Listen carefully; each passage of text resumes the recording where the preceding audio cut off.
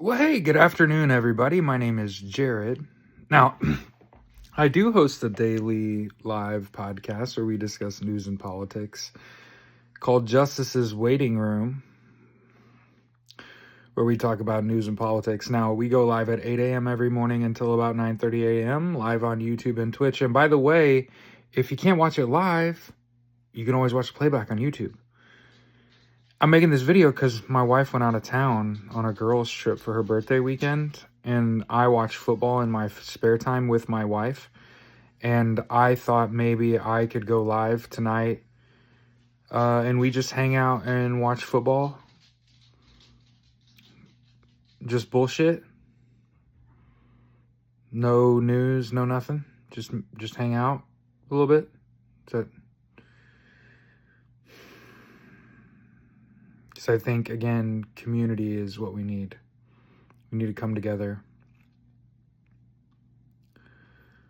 I see there have been a couple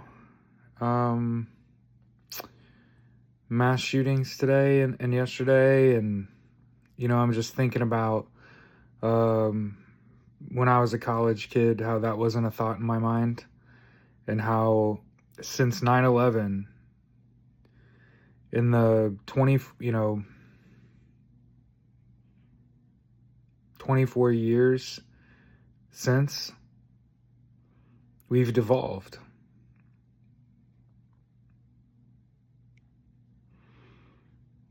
A terrorist act happened on our soil and half of the country became terrorists.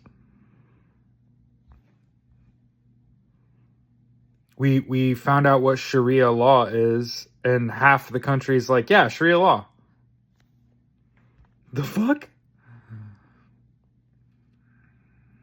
Half of this country is like, guns are bad, okay?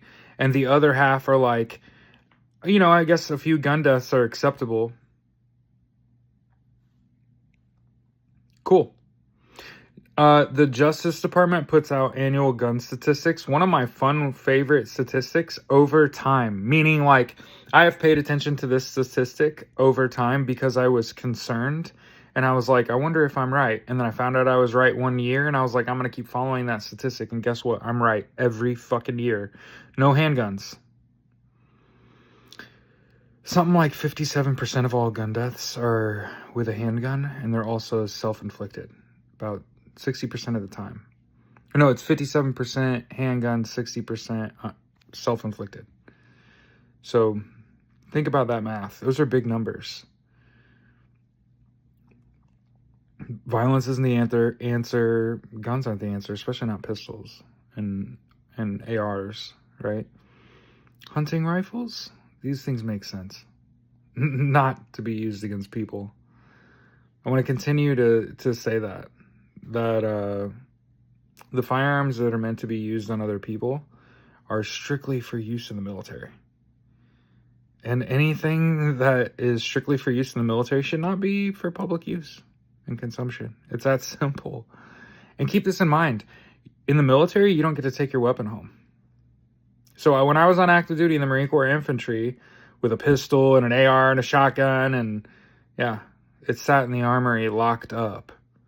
And I didn't have access to it. And even if you had your personal weapons, you weren't allowed to take them off base without permission. You know what I mean? Like, so you got to keep them locked up in the armory, even personally owned weapons. So think about that. In the world's biggest gun club, the Marine Corps, guys weren't sitting in their rooms at night spinning their 6-shooter playing Russian roulette. They weren't doing that shit. I'm just throwing that out there. You know what I mean? In the gun club, we didn't like sit around and twiddle our thumbs with our guns. You know what I mean? I'll see you tonight for the, Commanders? Yeah. Have a good one.